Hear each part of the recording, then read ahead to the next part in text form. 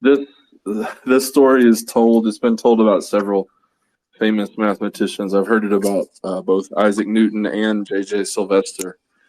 That they were teaching a class with just a few graduate students, and there was a day where no one showed up, Mm-hmm. and the colleague walked by and saw the math professor just like passionately writing equations on the board and discussing them. And the colleague says, "What are you doing?" And he says, "I'm teaching my class." And the professor says, "But no one is here." And the math professor says, "Yeah, what difference does that make?" Yeah, I mean, I kind of feel the same. I'm sure people will be listening to this afterward, but I feel like that about most of the things I create, where I'm just like, I'm yelling into the void. It feels like a lot of the time, but also like I'm sure people are going to be looking back on some of the early things that I've created, and I can really only hope that that some of that stuff people discover it later, because it's you know how it is. But yeah, let's But get started. also for ourselves to learn something, we have to experience it and embody it. So, every band starts out playing at a bar where nobody cares. Yeah, yep, that's how it feels. Except for when there's like billions of dollars of value that you're just shouting. It's kind of yeah, can be frustrating. But I'd imagine you feel the same a lot of the time with your expertise, which is and the crypto side, the cryptography side of crypto. So let's maybe start there and start with an introduction. Um, I feel like I know you pretty well right now, but I think a lot of the people in the audience, this might be their first introduction to you.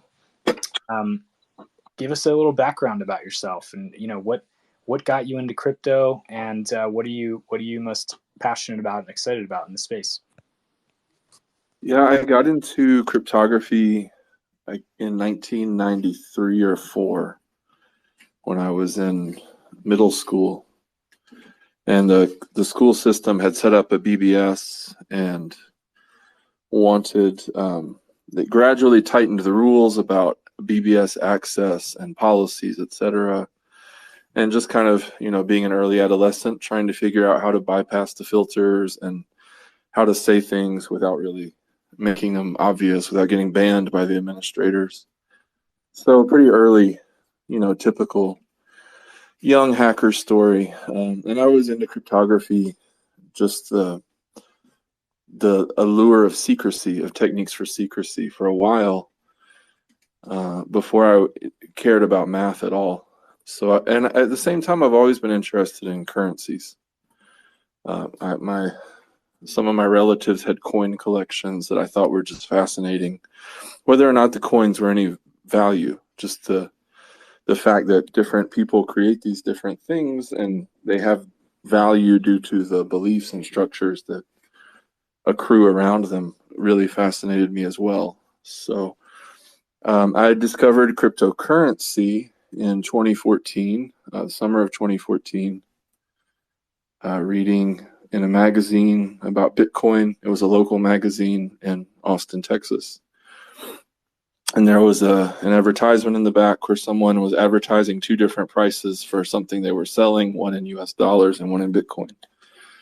So I just I've had a lot of times going in and out because there have been life events that kept me from really dedicating attention to the space at different times, but I've always kept an eye on it. And for the last few years, I've leveraged my experience as a mathematician and as a university professor. I was a professor for 7.5 years, to try to create accessible educational content about tokenomics, specifically though really more about like the fundamentals of crypto economics and token engineering and things related to that. So that's my journey of how I got here and why I'm talking to you. That's pretty neat. it's really interesting that you were into currencies and collecting foreign currencies. I did that as well, and I never connected the dots of that was a precursor to this. That's pretty interesting. I think what is maybe more unique is your experience as a math professor. I think you, if I'm remembering correctly, you've got your PhD and you teach math, and so you've got this very technical expertise that lends well to the cryptography side of crypto. Yes. On currencies, I will say I was a cypherpunk slash anarchist before I was a mathematician, and I guess that maybe my first experience with cryptocurrency would have been in like 2007. Because I actually looked at the eCash white paper by David Chaum as a potential project for my undergrad that I decided not to pursue, reading about. But once I became interested in math, which I'm kind of unusual that I became interested in math a little bit later in life. I wasn't really like good at math in high school. But I was really intrigued by math. It hooked me in a certain way at a certain time in my life. And it was when I was able to experience it not as a like system of rules and constraints, but rather as a creative activity. So starting with algebra at the community college, I eventually, at the end of this journey, did have a PhD in math. And my research area wasn't in cryptography per se, but it was in all the things, like I learned all the things that would overlap with that. So a real emphasis on algorithms, abstract algebra, discrete math, computation theory. And my goal this upcoming year is to actually dive into the deeper end of the cryptography pool and get my expertise to a place where I can start writing research papers in that specific area. I have a lot of papers on algorithms and groups and automata and complex networks, and so I want to do some in real cryptography now. That's really neat, and I'd imagine there's a lot of places that math comes in handy. You mentioned that you've done a lot of work with algorithms, and something I'm familiar with and curious about is your work on Sybil defense and Sybil detection. Can you speak about that a little bit? Yeah, so for people who don't know, Sybil's occur when a person, like a single individual, represents themselves as multiple digital accounts to gain some advantage in a digital system. So we've all done it, I suspect. Created like 3 Gmail accounts so that we could extend the free trial or something like that. That's Sybil. I prefer the term pseudo spoofing, although I don't think I'm going to win that one. But pseudo spoofing was actually the original cypherpunk term for it, and I have some issues with like turning plural identity disorder into a throwaway term like that. But I'll use Sybil's just because that's what everybody else uses. I started on that track as part of the Token Engineering Academy Gitcoin research group, and then later did some work for Gitcoin, thinking about how to mitigate the effect of Sybil's on donations. Because the way that the quadratic funding algorithm works, that Gitcoin uses, is it's intended to incentivize for people to make small donations, essentially. Or at least it's intended not to punish people for only being able to make small donations. But then if you have $10,000 available, you're much better off creating 10,000 fake U's and giving each one $1 and having each of those people give $1 as if they're an individual. So the lack of distinction between digital identity and physical identity is at the core of the quote unquote Sybil problem.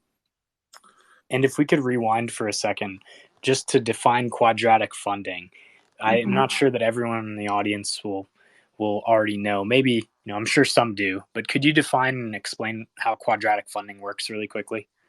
Sure. So you take I'm just going to do the basic quadratic funding algorithm. There have been modifications since then, but at the most fundamental level, you have a bunch of donors and a bunch of projects, and you take the donations that donors give to the individual projects.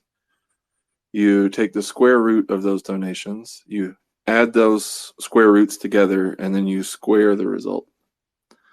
And this is different than just adding up the donations. And what this algorithm or formula does is you can do this, just calculate it yourself with like 2 donations of $5,000 versus 2,000 donations of $5. And you'll see that the 2,000 donations of $5, if there's any kind of matching pool, we'll get a much larger percentage of the matching pool. I have 2 videos about this where I talked to students at the University of Florida about quadratic funding and civil defense. So I'd love to encourage people to watch those on my Octopus Math YouTube channel, and maybe we can get links available for anyone who's interested. Yeah, definitely. We'll post that underneath the space so that people can check that out. So quadratic funding, and then we were talking about civils. So civils, civil defense then prevents people from, or makes it harder for people to pretend to be multiple people in a quadratic funding or another system, so that they can't get an unfair advantage by pretending to have multiple identities. And you've worked on sort of defending against these kinds of things. Yes, I have. And what are like the implications? Like, how do you see that? I guess, why is that important to you? Like, you spent a lot of time on this. I'm curious what has made you so interested to dedicate your efforts toward that. To be honest, it was what popped up at the time.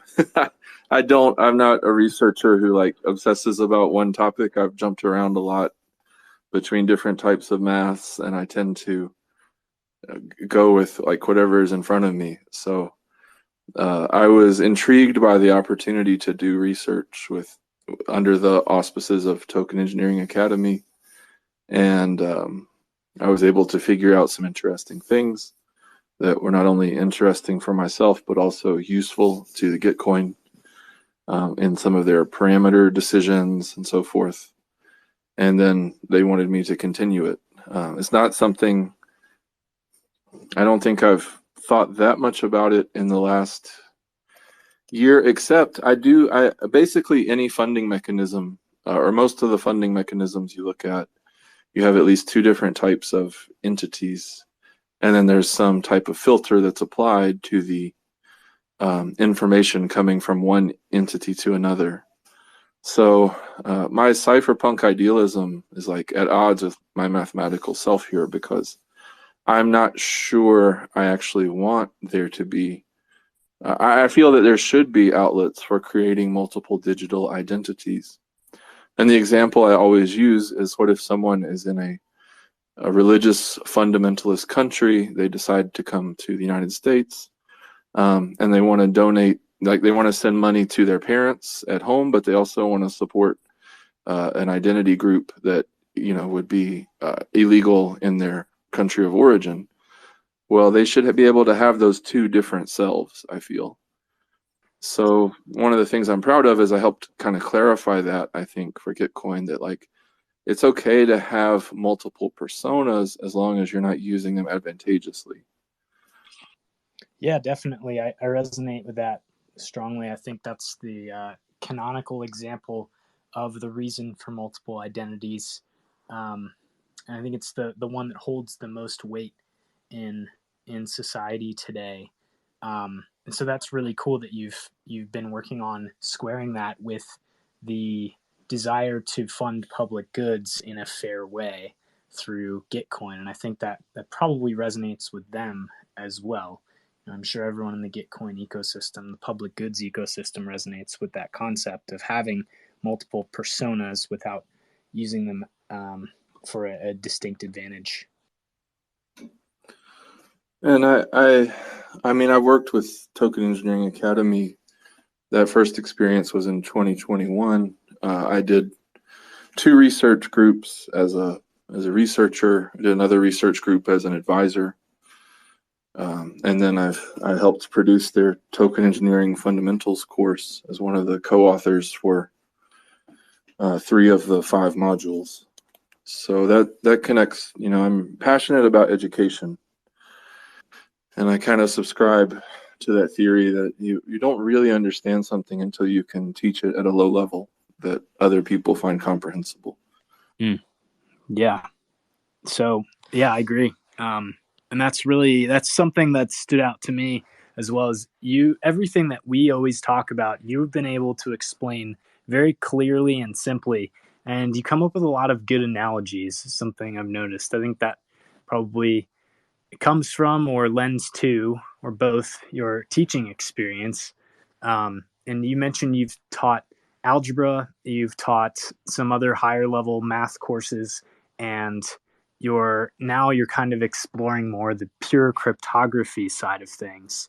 So what does that look like for you at this point? Like what subjects in cryptography are you looking at, and how do you see those as applying to cryptocurrency and the kind of systems that we're creating? So I think I'll start with an analogy here. When we talk about crypto economics, I think it can feel really it can be difficult to connect to because it's disembodied in some sense. Like the computer is doing a lot of the work in these systems. But we all understand our own bioeconomics of like negotiating a salary or agreeing to take a job or agreeing to pay a certain amount for a certain item. So I always try to start with like my actual lived experience of what have I gone through and done that might be a good starting point for these things. When we think about traditional economics, you you have to understand the job that you're being asked to do in order to understand the types of rewards, incentives, and systems that would facilitate that type of work, right? So I can offer people money and say, if you can from the 10th floor and float down with no devices, I'll give you $1 million, but no one should take that deal because it's not possible to do safely.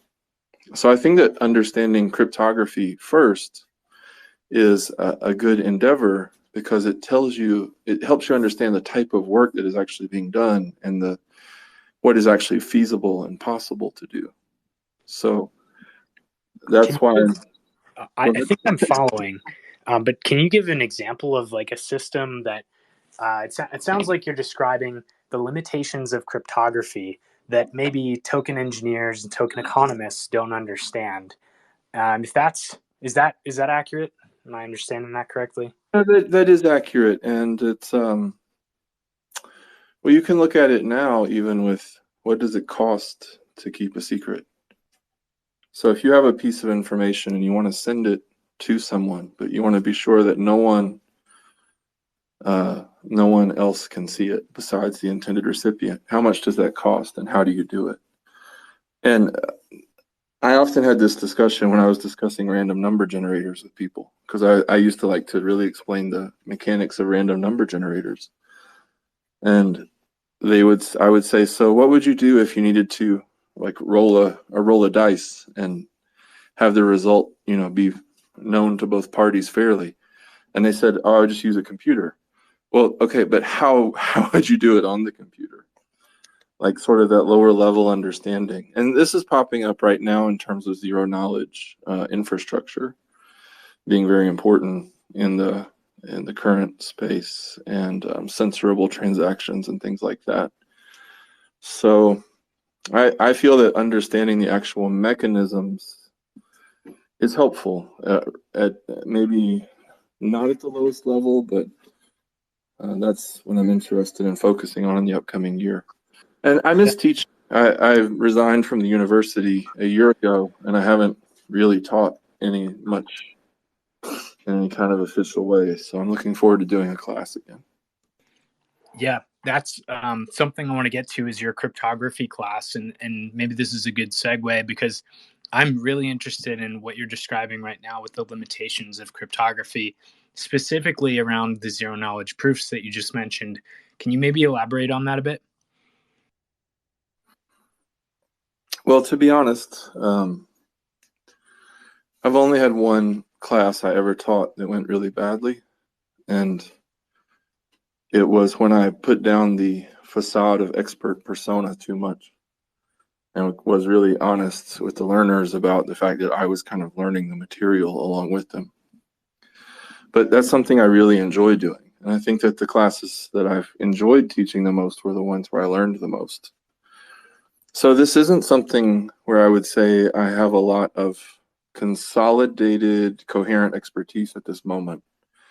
I've read a lot of papers and consulted a lot of resources, but one of the reasons I'm making myself teach the class is so I will have that formulation for myself, that I've been through the experience of discussing this and analyzing it in different ways. Well, I think I resonate with that personally, and also think you're probably underselling yourself a bit because I know you. But the ZK thing specifically, I totally hear you on like not wanting to talk um, like out of your ass or anything. But as far as like what comes to mind for me and the direction that I think that I thought you might take this is that there's a lot of people out there that are trying to ZK wash, and they're just, or like AI wash. They're just saying, oh yeah, we do AI, or we do ZK. And now there's a whole cohort of people that are trying to do the combination of those two things in ways that don't necessarily make economic sense because ZK is really computationally intensive. Or, I guess at the risk of speaking outside of my area of expertise, I've been looking a bit into homomorphic encryption schemes, and the criticism that stands out is that it's actually not economically uh, much better than doing ZK or some other encryption scheme. And so a lot of these networks that are, new protocols that are coming out that are priding themselves on homomorphic encryption are actually not best fits for blockchains. And I see that as like the more technical version of supply chain on a blockchain, like we saw in 2017, or these similar schemes.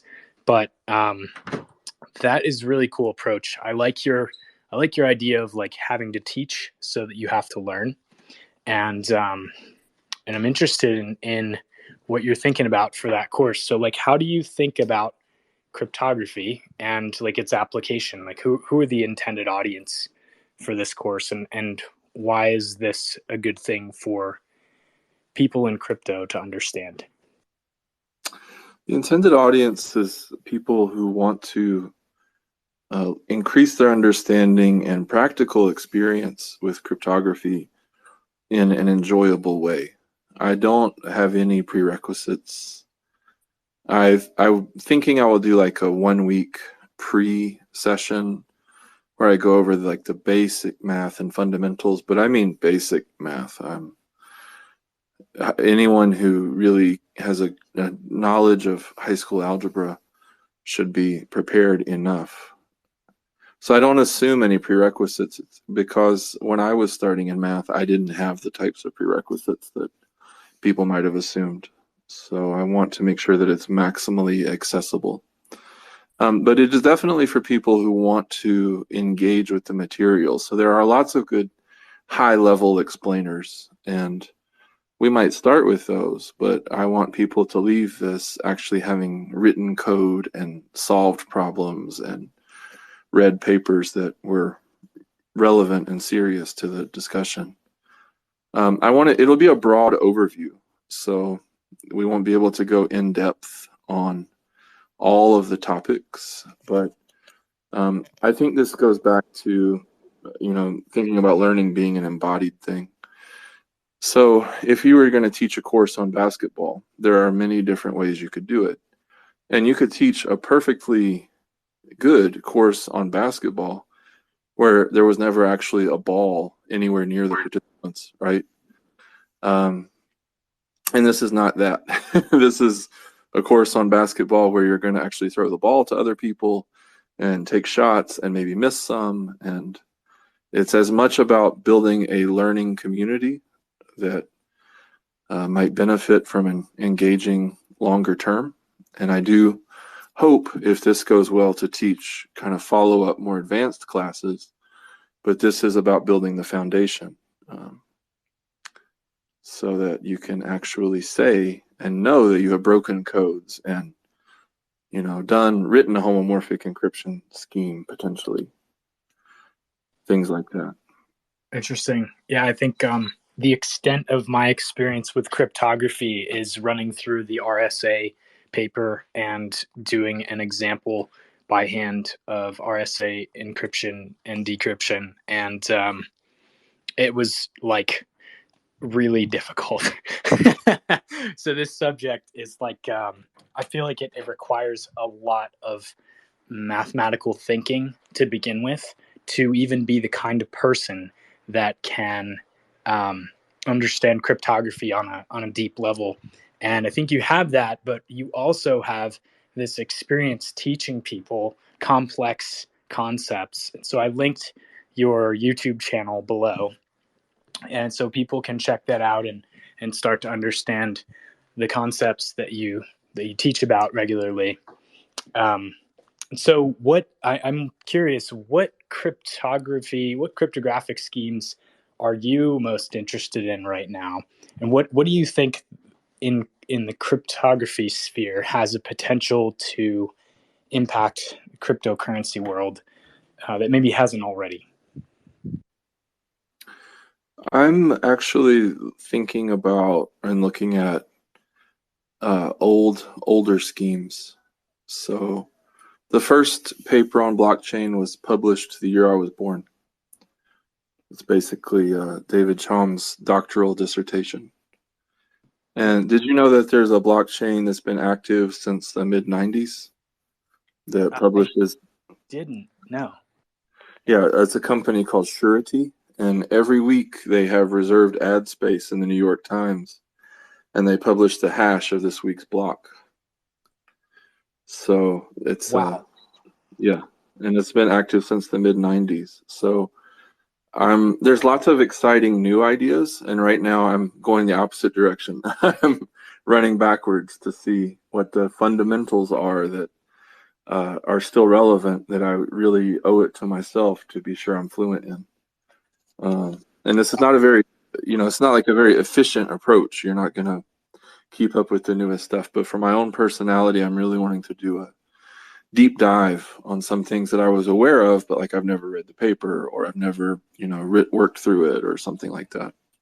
Well, that's a really interesting concept, and I wouldn't be so quick to discount the old schemes as something that are already looked at or have already been reviewed, because to your point, there's Surety, which I just learned about. I didn't know about that. But what I tell people pretty frequently is that the precursors to Bitcoin existed for a decade or more in some cases. So like proof of work and digital signatures and things like that. All of these were combined to create Bitcoin over 10 years after the last components of it were created. And so I'm eager to see what things you can dig up from the past that the schemes that aren't used today that are just waiting to be used. David Chaum's coin, what was that? His coin mixing scheme. I think it was coin mixing.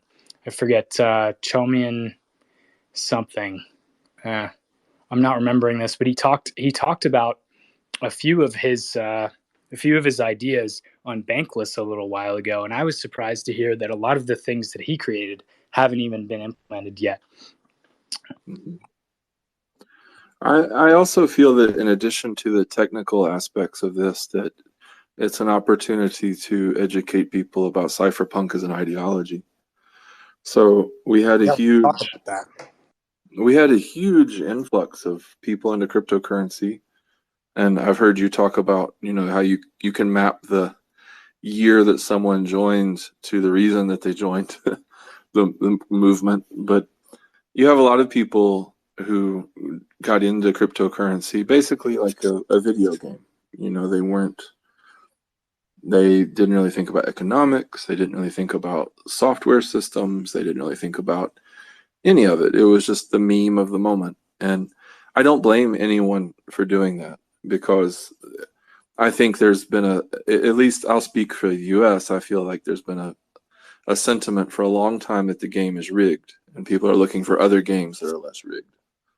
So I'm very sympathetic to people who just want out of the current system and don't have time or inclination to understand the system they're entering. But at the same time, I think that the effectiveness one has benefits from exposure. So, if you were going to try to drive a tractor trailer, you can't do that effectively if you've never driven a car. And if the blockchain is the only software system that a person has studied, that's probably not, they're probably going to be less effective than someone who starts out understanding how something like, email or BitTorrent works and understands blockchain as a special instance of communication protocols or information transfer protocols. Similarly with economics or business, a lot of people got into cryptocurrency and they've never run a lemonade stand, and then they don't understand incentives in that fundamental way from someone who's actually done it. Yeah, definitely. I think there's a few things that you're getting at here. If I could put words to this, it's that blockchains are very interdisciplinary subjects, and creating applications in them requires a deep understanding and a couple different disciplines. One is economics or incentives or business, and then another is the technical aspect of the actual implementation of these things. Having history in software development or understanding software and the history of the internet. And then you've also got cryptography. And so each of these are like precursors to this subject. And then finally, I think what we're getting at is that there's this undercurrent of an ideology, which is the cypherpunk ideal. And without that, people have tended to create very unaligned applications that turn out to not work at all because they misunderstand the nature of the applications they're creating and what those applications' product market fit is most likely to be.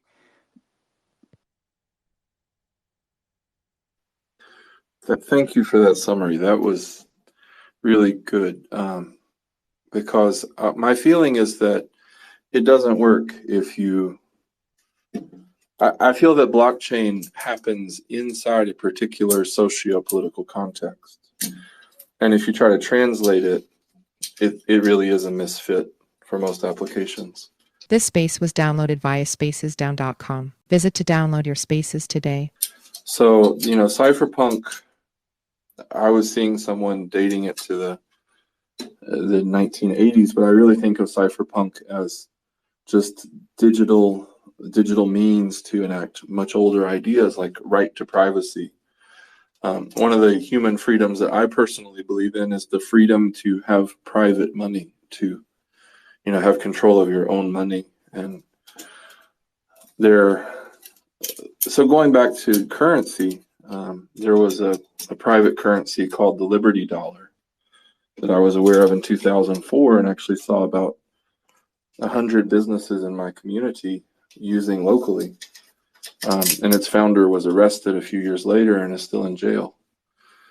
There are lots of instances of people designing currencies, designing money. And so, if you grew up in the 20th century, at least in the West, you kind of had this worldview that just emerged for you of where a lot of things you didn't have to think about, because you have a tax system that covers certain things. But if you take away those assumptions and you actually design the system from first principles, then you start to run into these design issues that are really at the heart of crypto economics or tokenomics, of understanding how to make a system work without guns, without anyone being coerced to do anything. So one of my hopes is to help really break the stigma around anarchism, around people understanding that anarchism is not just like a riot. It's actually a coherent ideology with a set of principles and practices that work very well when they're used effectively. That's really interesting, and describing it as a set of principles, I think is going to be confusing to those people who are not already familiar with your point. But I really like the idea of anarchism as a sort of protocol that, when the sort of the rules of that protocol are followed, create the same kind of emergent order that we would see in a software protocol. So maybe, that might be a way to conceptualize it. What do you think is the oldest? What do you think is the oldest DAO? The oldest DAO. Yeah. I don't know. That's a good question. I will answer it. Yeah, sure. Okay. I think the oldest DAO that's still functioning is Alcoholics Anonymous. Founded in the 1930s, really took its structure in the early 50s.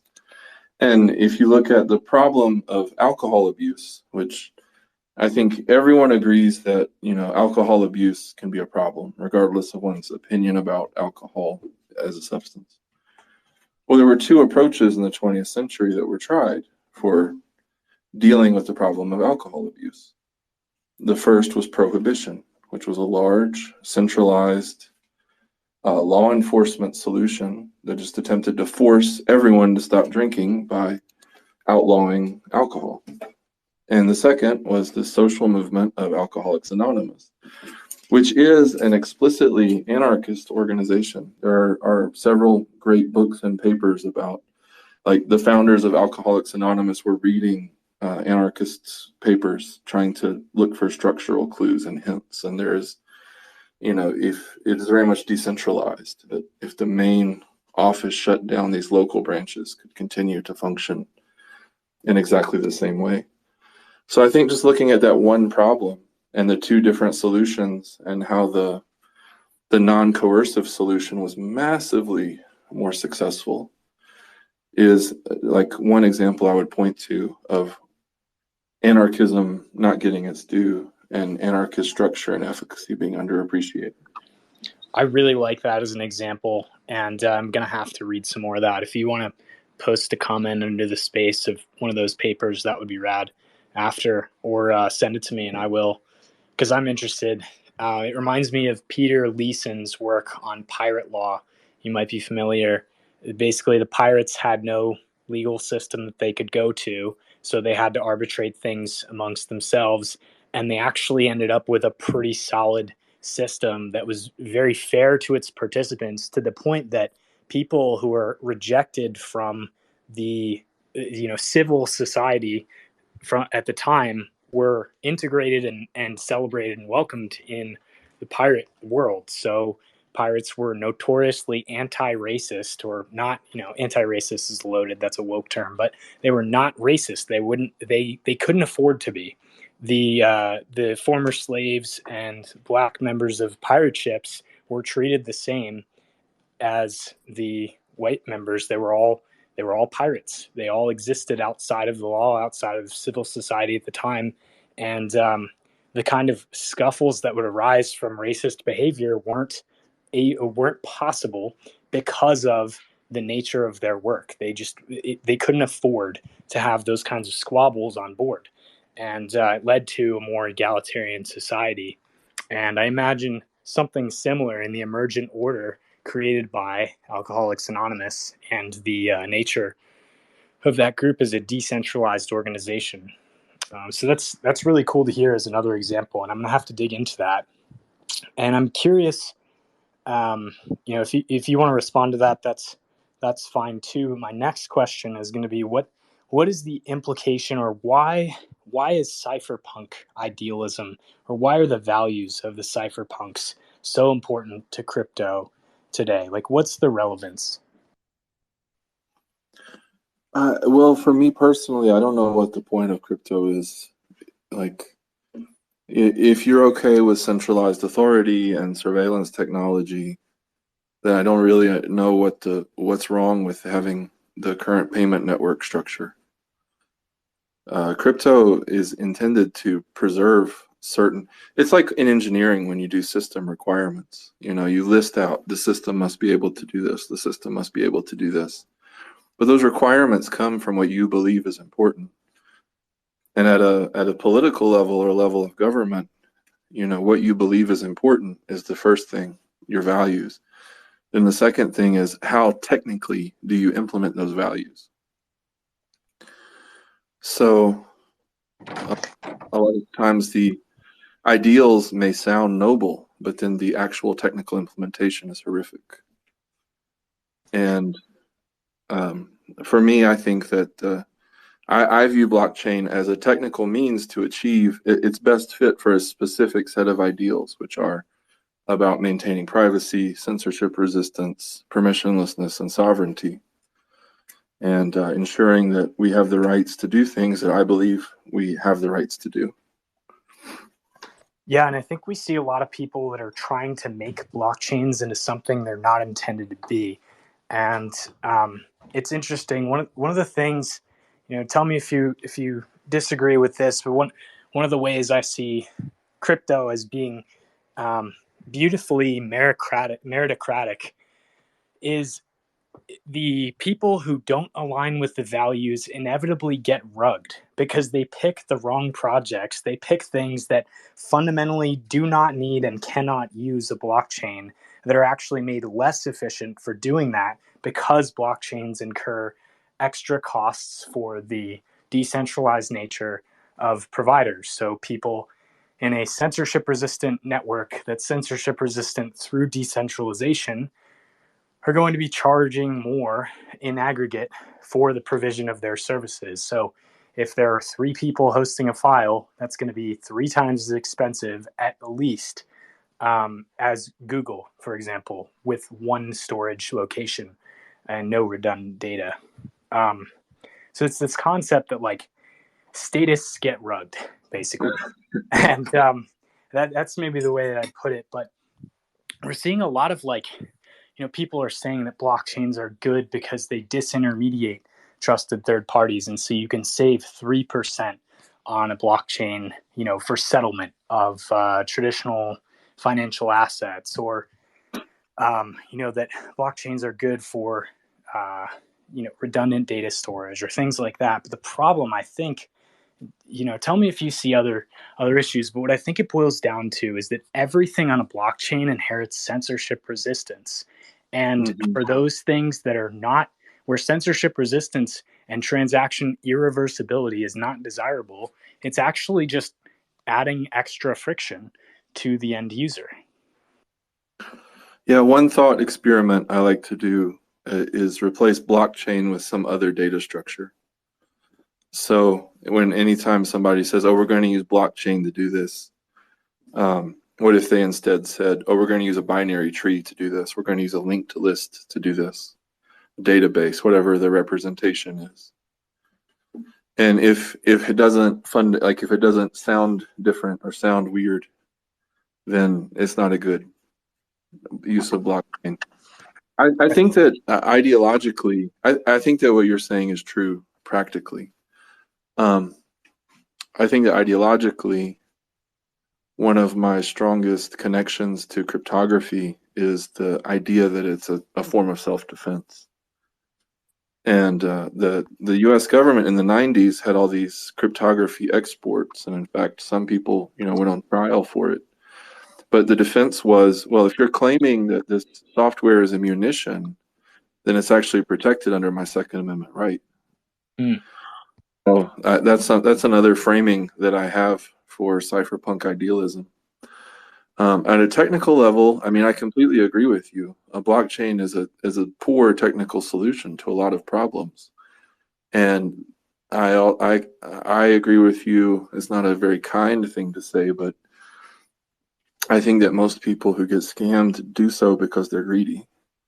So if I give you all my money and say, if you say, hey, I'll double all your money, and I say, here, take it, I probably deserve whatever happens because I'm not respecting the work and the time and the effort that represents. Or, I'm trying to get you to do my thinking for me, and that usually doesn't end well.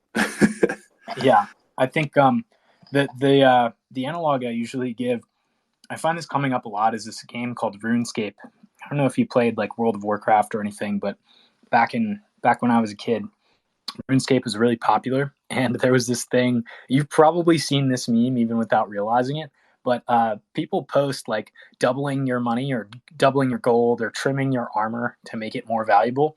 And people that did that, they were noobs, and they, everybody, pretty much everyone I know, I think everybody has gotten scammed once in RuneScape.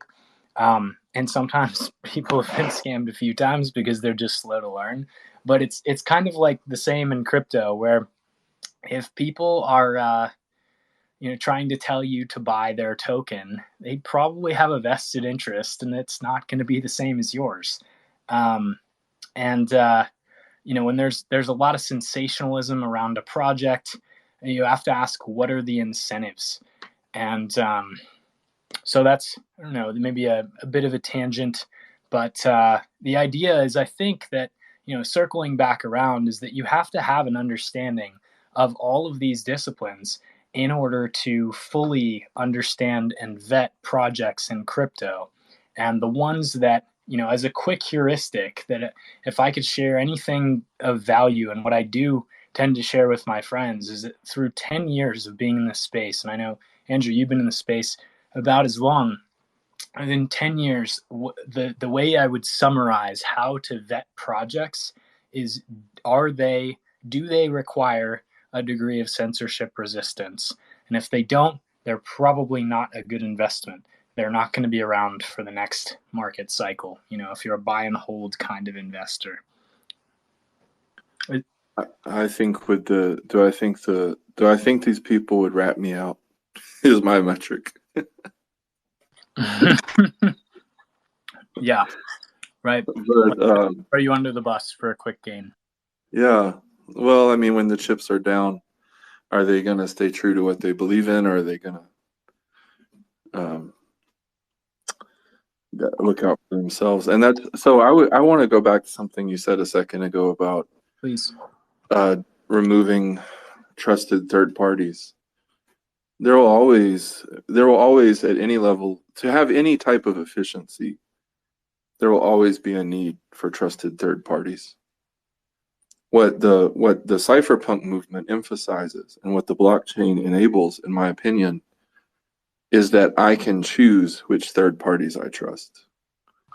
So in the existing system, I am forced to trust the government or the bank. And in my ideal world, I'm able to use my own faculties to determine who do I trust, and I'm not forced to trust anyone. Interesting. That's really interesting. I would think of it maybe similarly, and we can talk about crypto economics and incentives and things like that. So you're saying it's enables you to choose who you trust, or maybe who you trust under what conditions. And the way I think about it is, like, crypto economics is about incentivizing and making clear the incentives to trust a particular person over another. Yeah, I think that's really good, because at the end of the day, we can't check and verify everything that we would need to.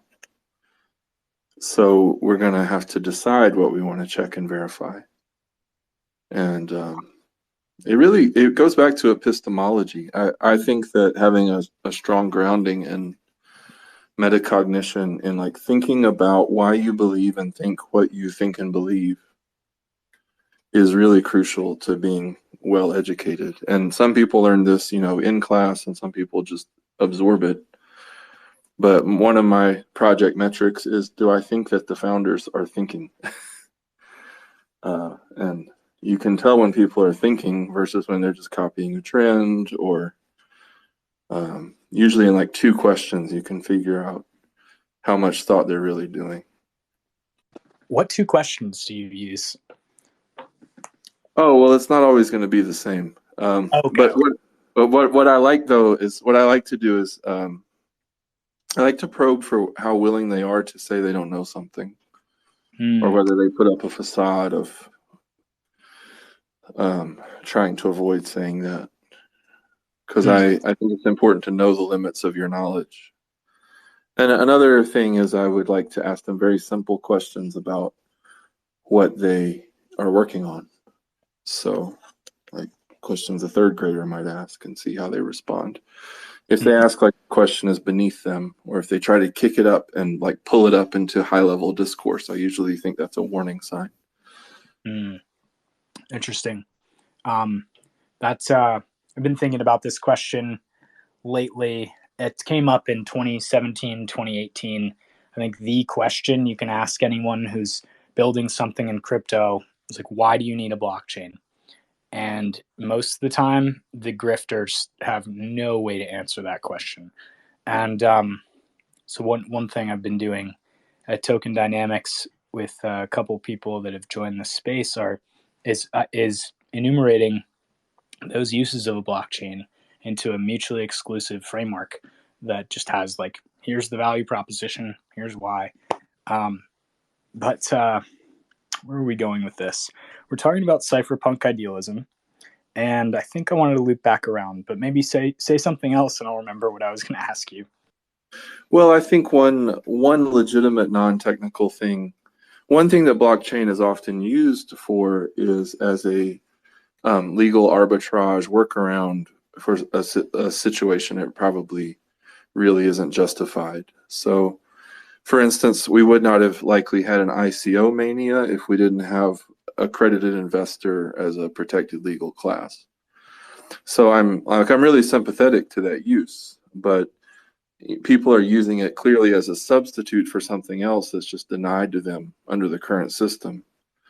And like, good on them for doing that, but at the same time, it's clear that like blockchain isn't the ideal way to do this. We're just using the crypto culture and technology to do this because otherwise we'd be breaking the law.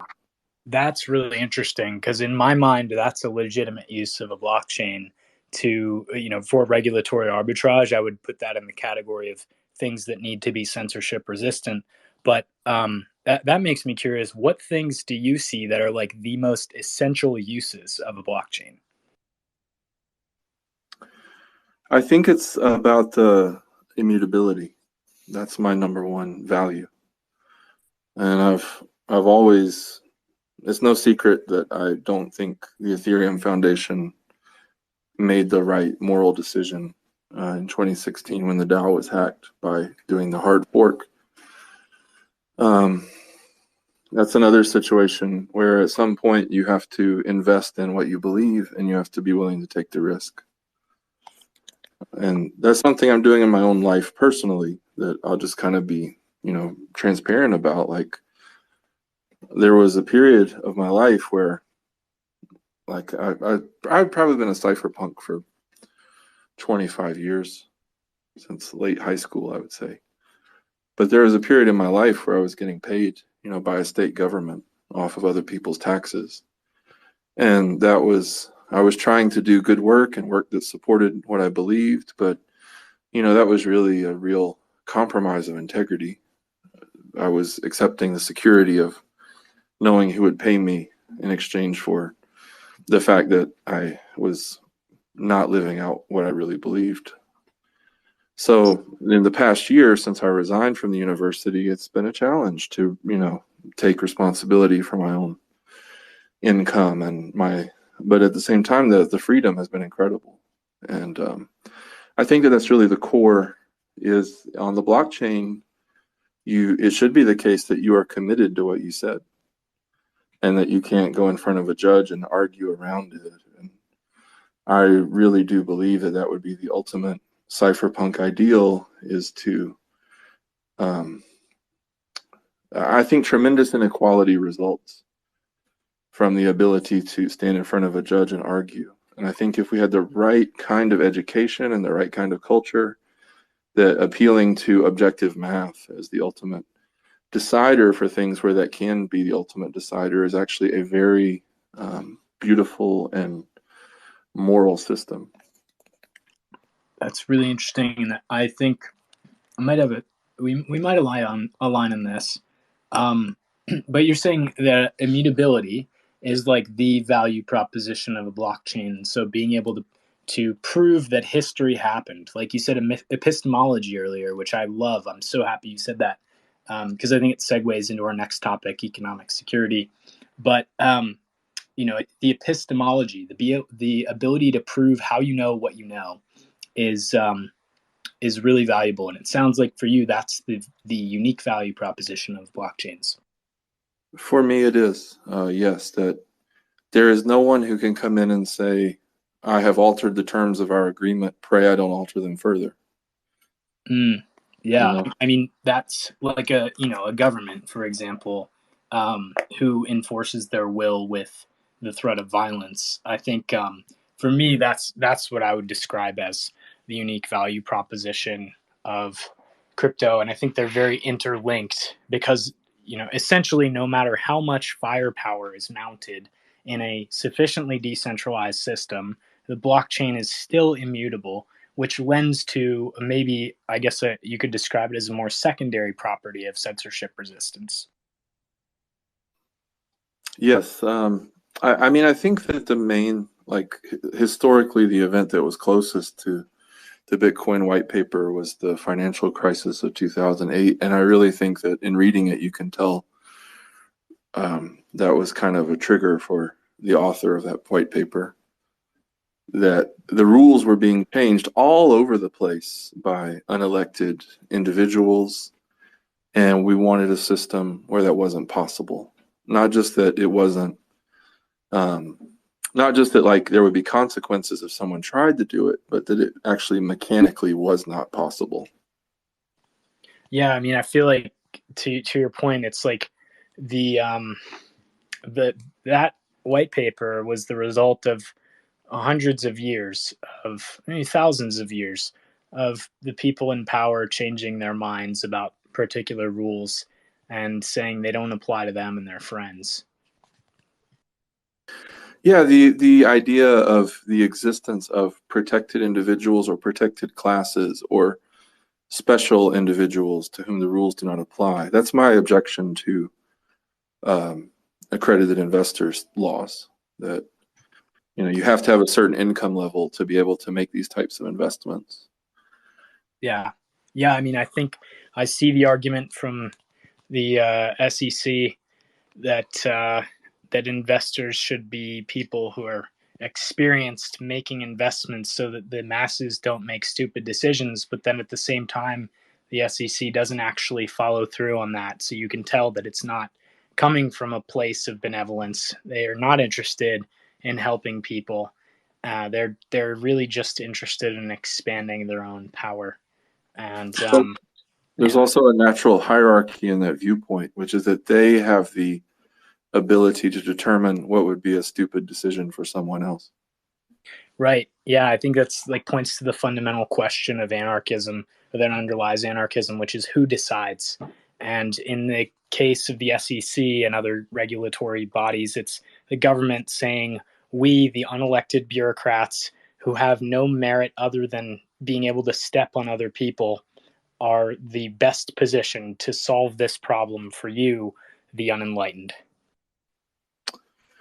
Well, and I think that,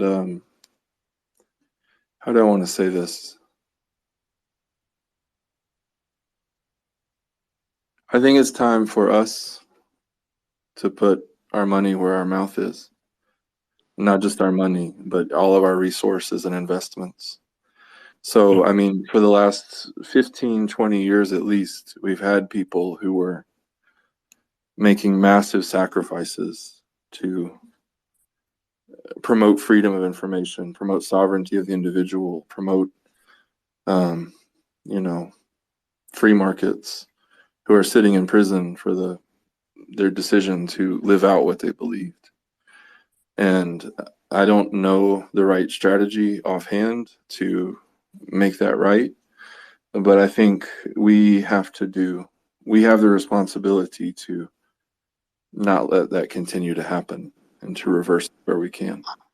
I agree. And something that's been pretty encouraging to me is I think it was Rose from DarkFi gave a talk a while ago where she unveiled the anonymous DAO on DarkFi as a primitive, and she used the example of Julian Assange and Assange DAO, saying basically there was a few $1 million thrown at this project, but being a transparent DAO, the Assange DAO wasn't able to get Assange out of confinement by any means necessary. But with the emergence of these anonymous DAOs, that kind of collective action is now possible. And I'm really encouraged and excited to see something like that for Ross or for Julian Assange, who I think you have in mind when you're describing these people, or Bernard von Nothaus of the Liberty Dollar. So I'm encouraged by that as well. I have one more topic that I would like to cover, and it relates to the epistemology, which is economic security. And this connection might not be obvious to people, but economic security is the alignment of incentives in a protocol so that so that there's no way for one group of users to take advantage of another, or to take advantage of the protocol itself to its own detriment. And the connection I see here is blockchains are fundamentally databases, and all of their components, all of the things that are written into databases are permissioned in some way. In blockchains, they're permissioned according to a number of tokens or a specific token that someone holds. And they're basically permissioned programmatically through a smart contract that vets those conditions. And the question of how the database has been written in the past is like the same question as how do we know what we know? So I see this parallel between economic security and epistemology, and I just want to throw that out there to see your thoughts, and then we can kind of see where that goes. I mean, I think to me, that is the fundamental purpose, is to have a record. If you have a record, then misinformation and disinformation in the long term are such liabilities that, people are naturally disincentivized from them. They can still be mistaken, of course, but long term, why should I listen to you? Well, if I have a verifiable record of you making good decisions or good predictions, that's much better data than you have this role in this organization. And there's a lot of things that have happened historically that the narrative changes. And because it's a very subjective, emotional thing, it just becomes fuzzed beyond belief.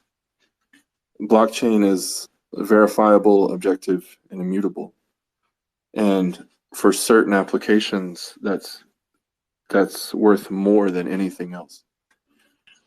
Right. And for those applications that are built on top of applications, the things that have economic security dependencies or technical dependencies, you have to make sure that the data at a lower level is correct so that the data at a higher level functions. And I think that's kind of looking at the same thing from a different light, where immutability is important to end users and to consumers because they want to be able to prove that something has happened and that things are factually correct. But for the applications, like the intermediate applications, infrastructure applications, for example, smart contracts that are building blocks on top of the blockchain need to be accurate as well, and they need to rely on the lowest level data. So again, that question of epistemology comes up of like, how do you know what you know? And can you pass that data up the chain or up the suite of applications to the end user while preserving those cryptographic and economic guarantees of their accuracy? And that's what I think the discipline of economic security does, something that you think about with token engineering a lot. I know we talk about. Mm-hmm. Well, and I think that one thing that's might be helpful, I don't know if you've done this, is to trace this as far back as you can to like the first principles of what money is and what tokens are and what records are. Because a lot of the value of money comes from it standing in as a tangible substitute for a belief that something is true or that something is reliable. So Go. I mean, a lot of like in fiat money, it's the government's promise. But if you don't believe the government's promise, then the money is worthless. Right. It's like I would say the way I think about money is like a measure of reciprocal altruism, or the vouch of someone in the network of the user, the users of that money, saying that one person is like cool enough to deserve however much help that money would give him. So it's kind of like you vouching for someone down the line, eventually somebody redeems that. And as long as the chain of custody of that money goes through people that genuinely helped others and didn't just use violence to obtain that money, then you can treat it as a measure of that person's deservedness or their reciprocal altruism to someone else. I like that perspective. I have my own, which is that money is fundamentally also a form of authority, which is why in the Roman Empire days, it was such a big deal when someone issued a coin. Like notable citizens would be A, declared gods, and B, not as a consequence, but as another thing that could happen, they would have the authority to issue their own coinage.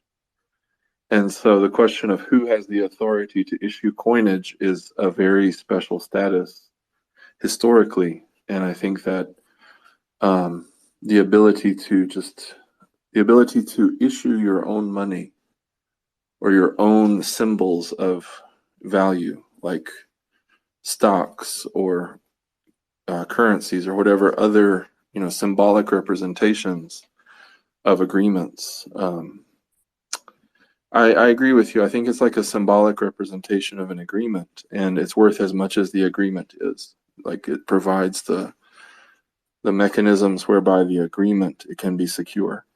But I guess what I'm getting at is I want people to realize, and you realize this already, but I want people to realize that like this is not a 15-year discussion. This is a 5,000-year discussion of Yeah, and I think there's a lot that you just said that's like really profound. The idea that the form of agreement is worth what all of the things contained in the agreement are. Like that's actually a primitive for valuing money, and the idea that this is like cryptocurrencies are the culmination of thousands of years of using this tool, which I would say is maybe the most important tool of all time that humans have created, which is money.